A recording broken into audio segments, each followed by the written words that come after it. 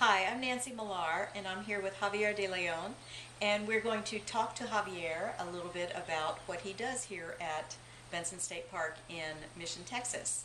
Hi, Javier. Thank you so much for being here. Great to have you, Nancy. Thanks. I really was interested in finding out a little bit more about how you ended up having the job that you have. But maybe can you just tell us a little bit about what you do here? Okay, well, I'm the assistant park superintendent here at Bentsen Rio Grande Valley State Park, and basically my job here is to keep the park fun and safe for all our visitors.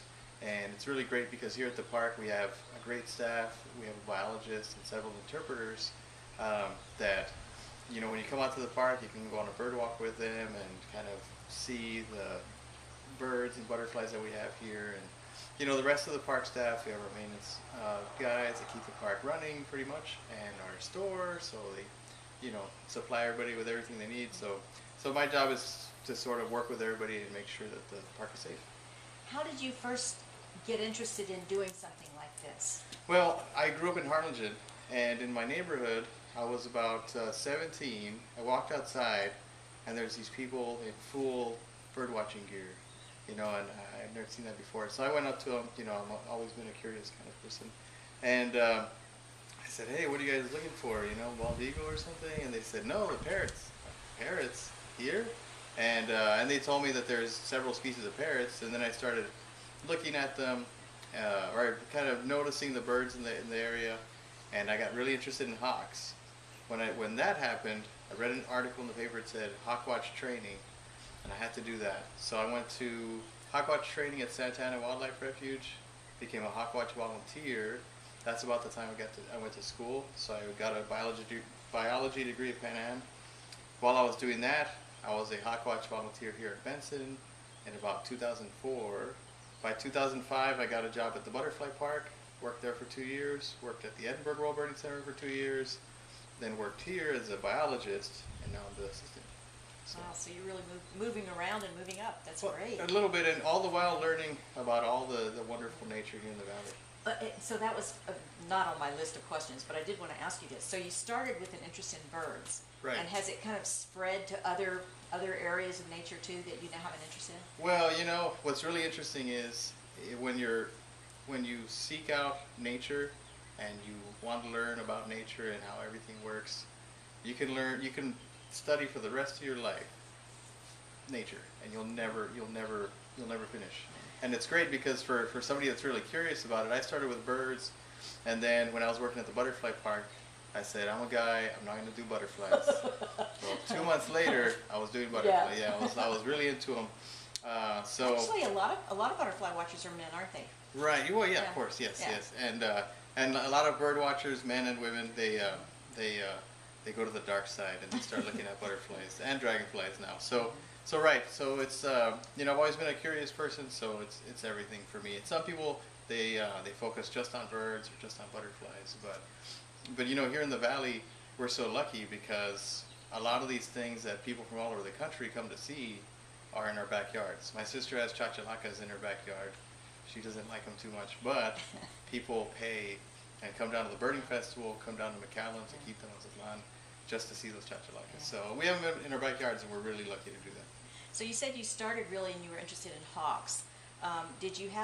Was there a particular person who really helped you along, a mentor, so to speak?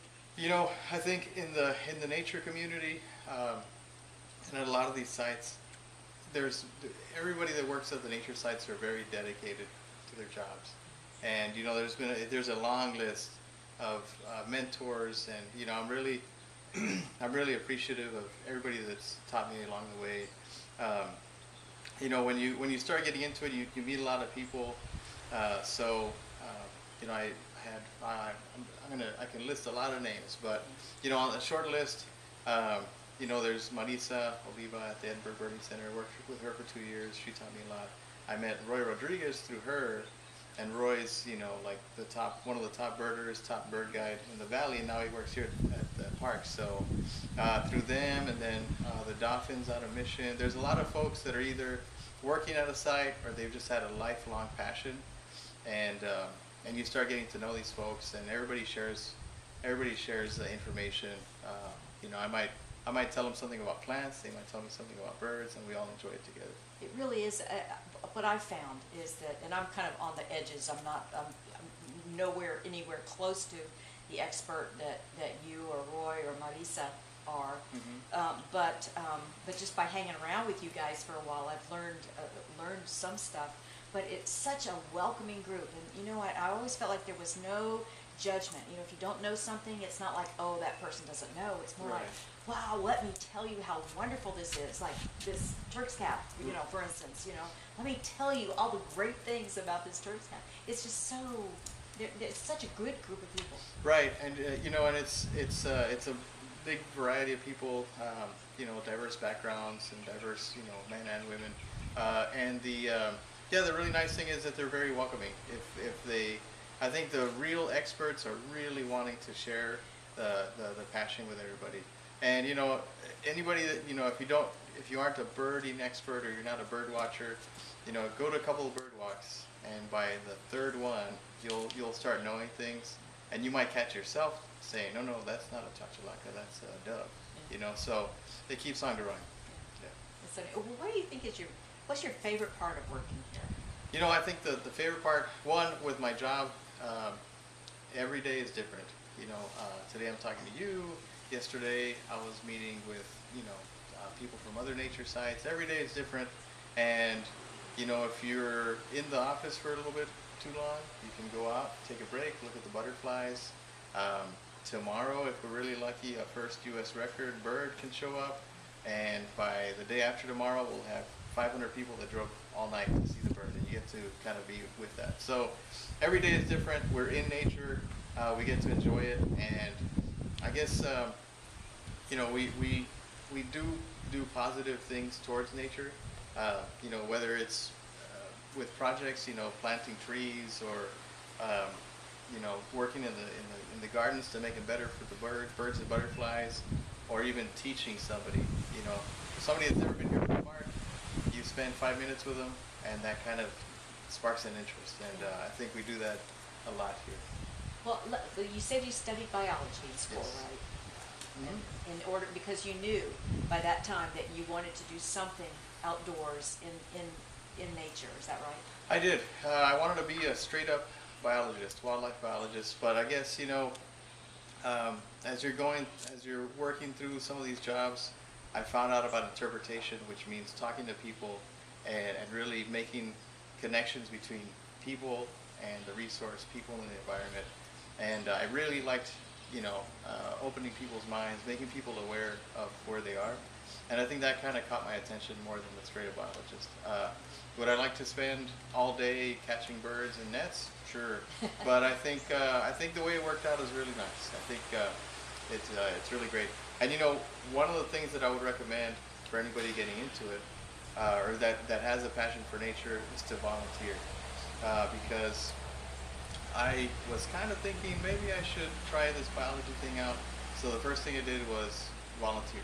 You can go out and you can say, hey, I want to help. Most of the time people are like, sure, yeah, come on in. Sometimes they're like, wow, you want to help? Okay, yeah, come by next week, I'll have something for you. And you get to try things out. You get to see what it's like to work at a park. You get to see some of the work that's being done, and you get to meet people. You get to make connections and stuff. So volunteering is very good. Go try different things out, be consistent, make connections, and yeah, eventually you can get a job. Okay, so if a person is not lucky enough to live down here in the Rio Grande Valley of Texas, they were somewhere else in the United States and really wanted to say, it really thought, you know, that really sounds like fun. Okay. It really does sound like something I might want to do. Where would they start? How could they do that? Well, there's different options. If you're a high school student or a college student, the U.S. Fish and Wildlife Service has different programs. They're called the STEP program or the SCEP program. I think it's something about college experience programs. So you can become an intern through those programs and work at a wildlife refuge through programs like that. Or there's internships as a college student that you can do. There's a really neat organization called the SCA, and then the letters SCA.org is your website, and that's just a long list of all kinds of internships. Oh. For adults, really, It's maybe volunteering, looking at going to, let's say you live in Missouri, you can go to Missouri State Parks or the Missouri, what was that called? Uh, Bureau of Land Management, and you can go into careers and you can see what kind of jobs are available. So yeah, there's lots of resources out there for people. Okay. Yeah, that's a great idea. Mm-hmm. That makes a lot of sense. Does everybody here have a biology degree? I mean, do you have to go into biology in order to work in a place like this? Great question. What I tell people is, I work for Texas Parks and Wildlife Department, and the really neat thing about the department is you can have a variety of jobs. You don't have to be a bird expert to work with the department. You can be a lawyer and work for the department. You can be an artist and work in the art studio in Austin and work for the department. You can be a computer whiz and you can be on the IT team. So even though you like nature and you want to support it, if your interest is engineering, well, there's a whole infrastructure division where you build buildings and positively affect state parks and help people enjoy nature at those buildings and things like that. So, like off the cuff kind of question, how often do you get to use your Spanish? Oh, all the time. Really? The really nice thing is, maybe a long time ago, people thought that these state parks and wildlife refuges were not for people that didn't speak English. But what we're trying to do is, we're trying to reach out to the local community. We go to a lot of outreach events, and we speak a lot of Spanish to people that are kind of curious. A lot of folks come in here and they're like, oh, in Spanish, we don't know where to go. We've never been here before. And then we do have a lot of Spanish speakers, and then we say, oh, yeah, the park's for everybody. Here's what you can do. You can come fishing. You can take a hike, and this is where you pay and all that kind of stuff. So, I mean, it is nice. It's a community that we want to reach out to, and I think we're doing really good. A lot of the nature sites have big events, and that attracts all kinds of folks to the park. So, Well, thank you so much for your time. Is there anything I didn't ask that you'd like to comment on? No, I think at the park, a lot of people come out when it's cool, but all year long there's something to see at these parks. In the springtime, there's nesting season. You can see the birds kind of doing all their mating rituals and all that kind of stuff. In the summer, in the evenings, you get to see the bats all over the sky catching insects. In the fall migration, winter, the birds are not doing anything but visiting feeders. It's a year-round thing. Come out and see it. Wonderful. Yeah. Thank you so much, Javier. Sure. And thank you for being such a wonderful resource for all of us who live down here, because you really are. You're so knowledgeable and so well respected Okay. throughout the valley. So thank you so much. Great. It's lovely to have you guys. Thank you so Thanks. much.